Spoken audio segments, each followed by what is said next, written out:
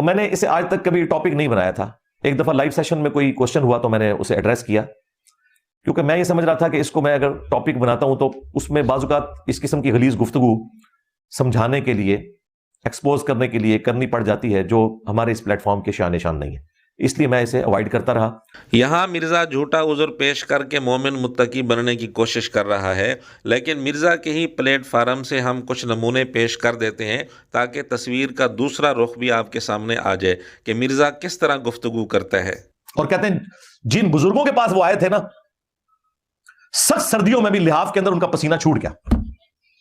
ویسے کچھ اور بھی چھوٹ گیا ہوگا, غور نہ چیک کرنا سی, بعض ہوتا ہے غسل کیتا ہے انہوں نے. ایک محلے میں اتنے پاگل کتے نہیں ہیں کہ جن کو کمیٹی والے مار دیتے ہیں, اتنے شیخ الحدیث پاکستان میں گھومتے پھر رہے ہیں. یہ تو چاہ رہے ہیں کہ آپ چھوڑ کے چلے جائیں, ان کو یہاں ننگا ناچنے دیں, صدیوں سے جو انہوں نے فرقے بنائے ہوئے ہیں.